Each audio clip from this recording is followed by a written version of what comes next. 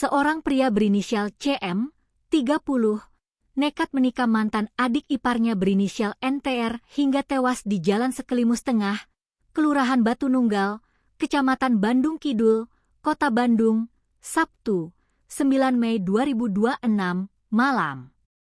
Polisi menduga aksi penikaman itu dipicu dendam lama terkait persoalan keluarga dan hak bertemu anak setelah pelaku bercerai dengan istrinya.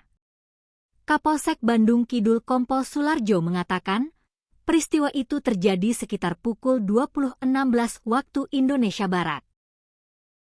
Pelaku diketahui datang ke lokasi untuk mencari anak dan mantan istrinya.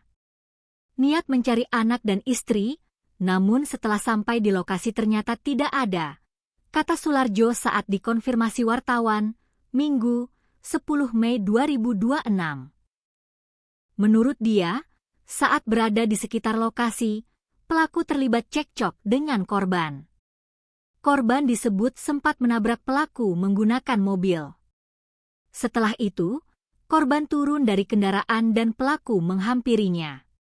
Korban lalu disebut menendang pelaku sambil meminta pertolongan warga. Pelaku yang emosi kemudian menikam korban menggunakan pisau dapur beberapa kali di bagian dada. Tiba-tiba pelaku langsung menusuk korban menggunakan pisau dapur sebanyak 4-5 kali di bagian dada, ujar Sularjo.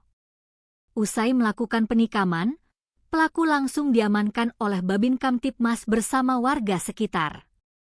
Sementara korban sempat dilarikan ke RS Pindad menggunakan ambulans, namun nyawanya tidak tertolong.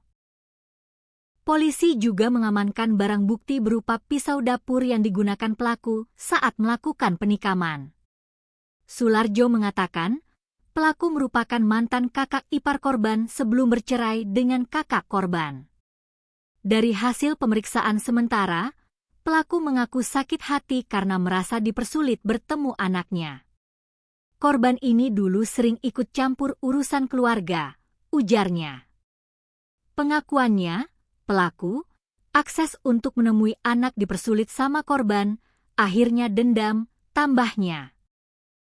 Polisi masih mendalami kasus tersebut, termasuk dugaan bahwa aksi penikaman sudah direncanakan sebelumnya.